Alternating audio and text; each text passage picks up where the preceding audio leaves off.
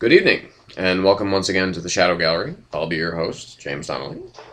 And this edition, we're going to do a bit of a movie review. We're going to review Battle Los Angeles. Now, I'm a bit late to this party, but seeing that I didn't really, as I've said before, there's really only a few movies that I would really set my mind to paying full price to go see.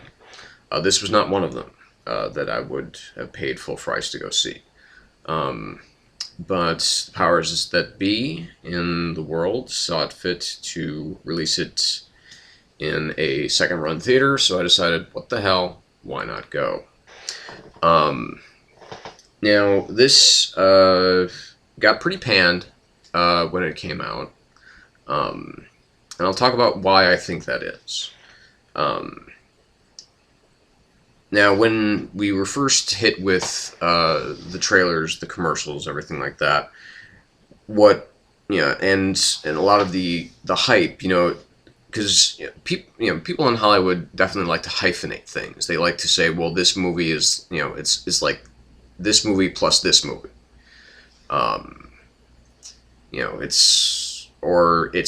It's like this on a plane or this on a bus or that type of thing, the kind of Die Hard formula, Die Hard on bus, speed, so on and so forth.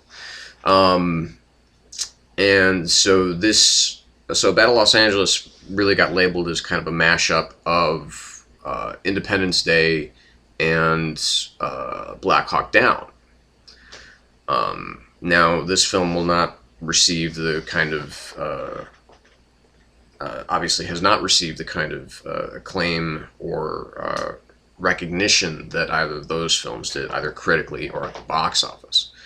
And while it's nowhere near as entertaining as Independence Day is, and not quite the human artistic achievement of Black Hawk Down, it does a pretty damn good job of combining those two elements together. I mean, the premise, I'm not going to really get too much into it. You've got Aaron Eckhart is the star of the film. He plays, Marine Staff Sergeant who is basically on his way out. He's leaving. He's haunted by a mission where he was the only survivor of the men that he was leading in a battle either in Afghanistan or Iraq or whatever. And you've got and then you've got the troops that are under him. There's a lot of stock characters. And then all of a sudden, the entire world is hit with this alien invasion. So basically what this particular squad is tasked with doing is to go into part of Santa Monica and rescue some civilians that were stranded at a police station and bring them back to a forward operations base, or FOB. So needless to say, some of the men get killed. Some of the men sacrifice themselves. One of the civilians steps up to the plate. There's a couple kids involved. Thankfully, they don't have much to do other than kind of scream and cry. And not even that really gets to, you don't get too emotionally involved with the core of these characters. And that, while sometimes in this particular case, kind of a detractor, because you want to find out a little bit more about some of these other people's lives other than just the character of Aaron Eckhart. You get a little glimpse into some other lives, but not really. Like I said, it's very stock. It's a movie that you've seen before and you've seen it done better, but you've also seen it done a lot worse. So now this is from a rather surprising source as far as who this came from. Director Jonathan Liebsman, um, who whose only kind of recognizable credit prior to this film is the sequel to the remake of Texas Chainsaw Massacre, which is Texas Chainsaw Massacre: The Beginning. Um, he does a pretty admirable job of directing the action, of keeping it moving at a really good pace. Um, at first, because it seems now it's a little misleading because it doesn't move up to, it doesn't build up like, okay, here's the glimpses of the lives and okay, here's the battle.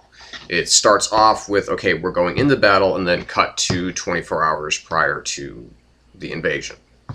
And that's where you get the back look. So it seemed like, at the beginning, I kind of had high hopes that we were going to kind of get right into the shit. But then it, kind of yanks you back and say, okay, well, you're not ready for that just yet. Because this movie ahead is going to be pretty intense. And surprisingly enough, it's, it has some clusters of humor here and there, and has some clusters of humanity here and there. I mean, the one thing that I find kind of bothersome that people criticize, that is the presence of stock characters. Now, I mean, there's no war film certainly that I've ever seen that doesn't have its share of stock characters. You've got the guy who's going to get married in a day, and the guy who has a baby on the way, and this person, is the lucky charm, and so on and so forth. I mean, those are all stock characters that we've seen in any number of films. Like I said, once things start progressing as far as the action is concerned, it doesn't really slow down. We get kind of a quiet moment, about 5-10 minute quiet moment, and then it's right back at it. Now, of course, Aaron Eckhart's the guy that figures out, okay, this is and he's the kind of stock character in the Alien films. Okay, this is how we can kill them. This is where we need to shoot them in order to kill them. This is how they're controlled. This is how they're finding us. That whole type of thing. Like, he's the only guy that's smart enough to figure out. There's always that one guy who's the only one that's smart enough to know what's going on, and that's Aaron Eckhart's job. And he does a really good job. I mean, what's nice about this film is that they're casting a lot of character actors, a lot of B-list actors, and that's fine. I would rather have a movie like this that's a little bit distanced from having A-list stars. So, because sometimes that can be distracting when you're dealing with a film like this.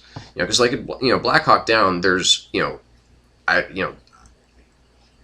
don't have the fingers and toes to count how many character actors appear in that film, and people that are marginally famous, but are not. None of them are really stars. Aaron Eckhart, Michelle Rodriguez, Michael Pena, Bridget Moynihan, these are all, these are people who are kind of experts at playing, not lead roles, kind of secondary roles. And so that, that's fine. And like I said, the direction is sharp. It's very quick paced. And when it does slow down, it slows down for the right reasons. So all in all, I would say this is probably about a 7.5 out of 10 on the scale. It's worth checking out. Like I said, it's definitely an above average film. I would recommend checking it out when you can see it in your second run theater, or when it comes to DVD, Blu-ray, whatever your preference is. So that's pretty much it for Battle LA. For this review, and stay tuned for my next segment if you care, because we'll be talking about comics. So thanks for watching. Like it, dislike it, comment on it. Give me your thoughts, and we'll respond. We always do. Take care. See you next time.